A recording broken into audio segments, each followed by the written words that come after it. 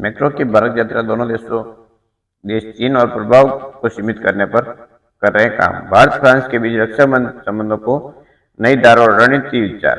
Bharat America व्यापार समझौते की चर्चा और फ्रांस अमेरिका संबंधों में तनाव की खबरों के बीच फ्रांसीसी राष्ट्रपति इमैनुअल मैक्रो का भारत दौरा अत्यंत महत्वपूर्ण है। हालांकि मैक्रो के 3 दिन के इस दौरे का आगमन भारत की आर्थिक राजनीतिक मुंबई में हुआ, जहां उन्होंने प्रधानमंत्री नरेंद्र मोदी के साथ लोकसभा में चल रहे Bharat France year of innovation का उद्घाटन किया। पीएम मोदी और राष्ट्रपति इमैनुअल मैक्रो की मौजूदगी में दोनों देशों के बीच डिफेंस, टेक्नोलॉजी, इनोवेशन और एनर्जी सेक्टर में 20 से अधिक समझौते पर सहमति की घोषणा हुई। जाहिर इन समझौते से दोनों देशों के बीच की रणनीतिक साझेदारी और अधिक मजबूत होगी।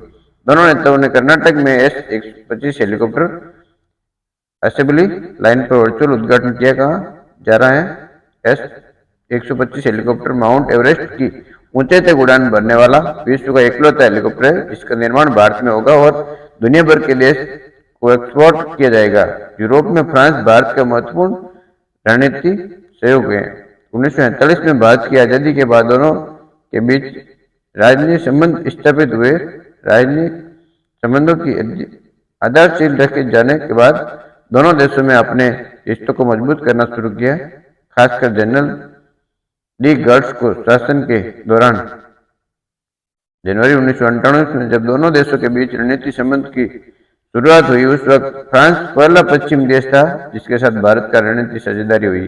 1998 में अटल बिहारी वाजपेयी सरकार के दौरान जब भारत के परमाणु परीक्षण किया तो फ्रांस इकलौता पश्चिमी देश था जिसमें अमेरिका के खिलाफ जाकर भारत का साथ दिया। तत्कालीन राष्ट्रपति जैक चिराक ने अमेरिका प्रतिबंधों को खारिज करते हुए भारत के परमाणु परीक्षण का समर्थन किया। अमेरिका प्रतिबंधों के चलते जब दुनिया के दूसरे देशों ने भारत को हथियार बेचना बंद कर दिया तो फ्रांस ने भारत के लिए अपना हथियार मार्केट खोल दिया। रफाल लड़ाकू विमान और स्कॉर्पियन पनडुब्बी आपूर्ति के सौदे के बाद फ्रांस रूस के बाद भारत का दूसरा सबसे बड़ा रक्षा सप्लायर बना गया। फ्रांस पहला देश है जिसके साथ मिलकर भारत ने अंतर्राष्ट्रीय सौर गठबंधन की शुरुआत की है। दोनों देशों नवीनीकरण ऊर्जा के क्षेत्र में भी काम कर रहे हैं। अहम बात यह है कि फ्रांस ने विदेश नीति के मोर्चे पर भारत को हमेशा महत्वपूर्ण दिया कि पड़ोसियों के साथ हमारे संबंध में कभी हस्तक्षेप नहीं किया।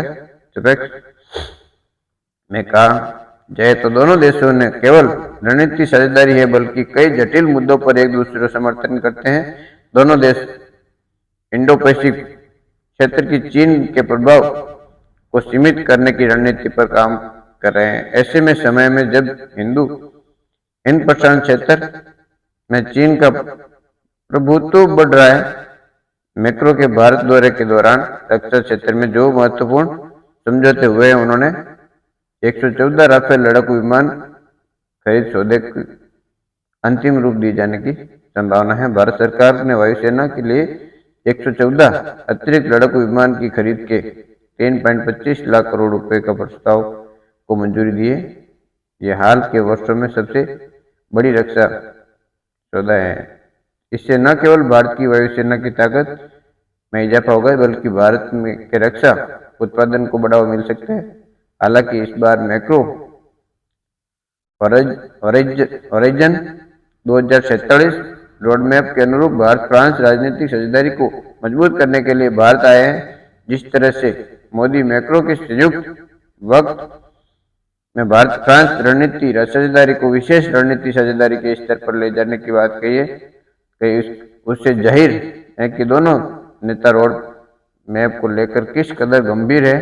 2047 तक भारत फ्रांस राजनीतिक संबंधों का भी शताब्दी वर्ष है। जुलाई 2023 में पीएम मोदी की फ्रांस यात्रा के दौरान द्विपक्षीय संबंधों के इस रोड मैप को तैयार किया गया है। मार्च 2018 में जब मैक्रो भारत आए उस वक्त उन्होंने कहा था कि नई दिल्ली ब्रिटेन और यूरोप के प्रवेश द्वार के रूप में इस्तेमाल करने के बजाय फ्रांस को यूरोप में भारत को सबसे अच्छा साथी समझे। उन वक्त मैक्रो ने कहा कि यूरोप में ब्रिटेन ऐतिहासिक साझेदारी रहा है। मैं चाहता हूं कि फ्रांस नया साझेदार बने। बहुत संभव है मैक्रो की यह तरफ उनकी इच्छा का परिणाम